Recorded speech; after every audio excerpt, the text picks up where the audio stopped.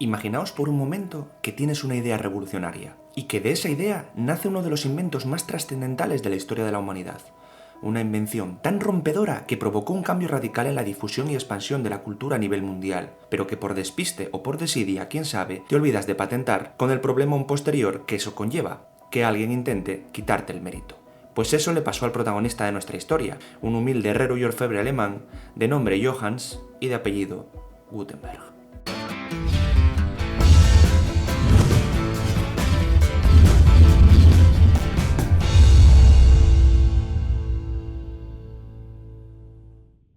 ¿Qué tal, gentecilla? ¿Cómo estáis? Para la historia de hoy tenemos que viajar a los principados alemanes del siglo XV, concretamente a la ciudad alemana de Maguncia, lugar donde nació Johannes Gutenberg, entre 1399 y 1400, una fecha que no está clara pues no existe un registro de nacimiento fiable.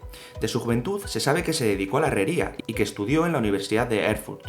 Sin embargo, tras esto se le perdió la pista hasta 1434, debido, principalmente, a que tampoco existen registros históricos ni fuentes que aludan a él hasta ese año. A partir de ese momento sabemos que se dedicó a trabajar como orfebre y como platero en ciudades como Estrasburgo durante 5 años y posteriormente de nuevo en su ciudad natal, Maguncia. Pero una vez dicho esto, el vídeo no va de describiros la biografía del famoso inventor alemán, sino de cómo casi le arrebatan de manera bastante pícara el mérito de su gran invento, la imprenta. Para contextualizar hay que decir que antes de esto, en la Baja Edad Media Europea, la difusión de los libros y por tanto de la cultura estuvo a cargo de los monjes copistas, que se dedicaban a copiar los mismos o de forma manuscrita. La publicación de textos de pocas hojas como los anuncios o como los panfletos políticos quedaban a cargo de una técnica rudimentaria conocida como xilografía. Esta era una técnica basada en la grabación mediante la talla de textos e imágenes artesanalmente en una plancha de madera, vaciando las partes que en la reproducción o impresión iban a quedar en blanco. En este proceso el desgaste de la madera era considerable, por lo que no se podían hacer muchas copias con el mismo molde. Esto evidentemente tenía asociado un trabajo costoso y laborioso, tardando mucho tiempo los maestros grabadores en hacer cada tablilla. Gutenberg, que era una persona bastante avispada, bastante imaginativa y sobre todo bastante resolutiva, llegó a la conclusión que eso de copiar libros a mano o utilizar la xilografía estaba muy bien, pero se tardaba muchísimo tiempo en sacar a la luz un libro. Por lo que, en un arranque ahí de gallardía y de chulería, aquí estoy yo, aquí está el Gutenberg, y ya veréis. Básicamente apostó que podría realizar varias copias de la Biblia en menos de la mitad del tiempo que tardaba en realizar una copia manuscrita el mejor de los copistas que existían en la Europa medieval.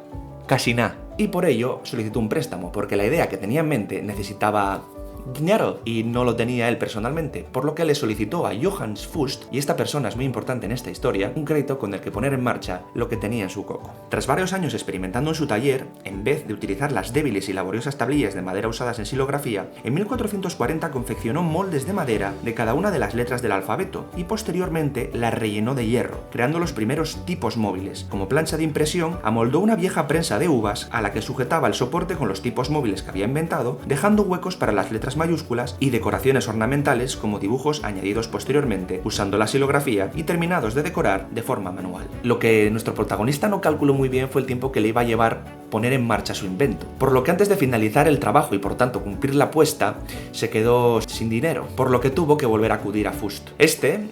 Un poquito mosqueado, ¿vale? Un poquito con la mosca aquí detrás de la oreja, le dijo que sí, que le iba a prestar dinero, pero con la condición de que él entraba a formar parte de ese negocio de impresión, como socio colaborador, a lo que Gutenberg accedió. Fust delegó la vigilancia de los trabajos de Gutenberg a su yerno, Peter Schoeffer, quien se dedicó a trabajar codo con Gutenberg, a la vez que vigilaba la inversión de su suegro. Era un poco desconfiado este Fust, ¿eh? ¿Desconfiado o muy listo?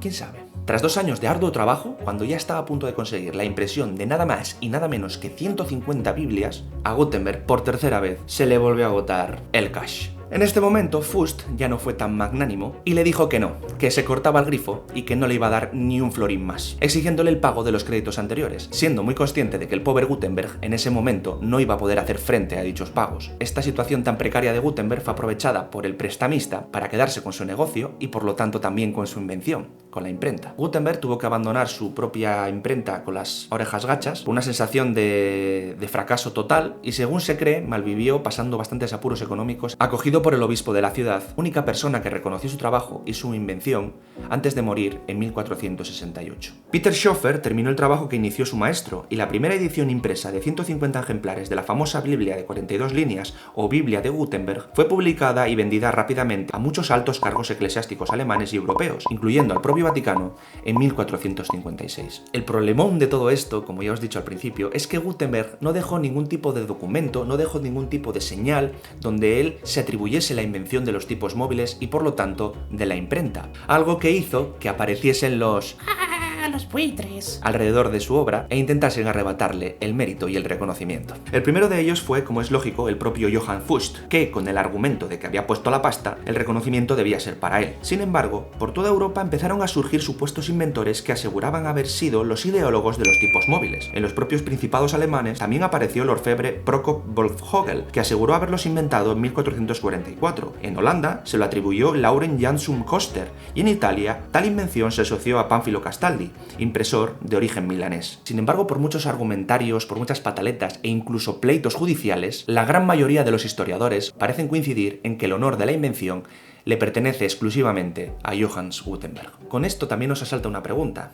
y es ¿de dónde se pudo inspirar Gutenberg para inventar estos tipos móviles? Algunos dicen que del mundo islámico, otros dicen que en China, a través de los contactos que se ejercieron a través de la ruta de la seda, de la cual Marco Polo fue un comerciante pionero. ¿Quién sabe? Es una pregunta que sugiere muchas respuestas y es muy difícil contestar. Y llegados a este punto, os toca a vosotros comentar, os toca a vosotros opinar, dejar en el cajón de comentarios qué os ha parecido esta historia, si que la conocíais, si conocéis alguna otra teoría sobre el tema de la imprenta, quién lo inventó o no. Hay muchos textos, hay muchas investigaciones y bueno, es un tema que me pareció muy interesante, sobre todo por la trascendencia que tuvo esta invención para el desarrollo posterior y la expansión de la cultura, ya no solo a nivel religioso, sino también, por ejemplo, a nivel científico, a nivel histórico o a nivel filosófico. No sé, dejadme lo que os apetezca aquí debajo desde el respeto, desde la educación. Ya sabéis que cualquier comentario es bienvenido y enriquecedor, y por mi parte deciros que si os ha gustado este vídeo, como siempre me ayudéis apoyándolo con vuestro pulgar arriba, compartiéndolo también en vuestras redes sociales y con vuestros amigos, y si es la primera vez que caéis por aquí, pues también os animo a que os suscribáis al canal. Por mi parte, despedirme de vosotros, nos vemos la semana que viene aquí con más historia en el Cubil. Cuidaros mucho, un saludo a todos, aquí Peter, chao.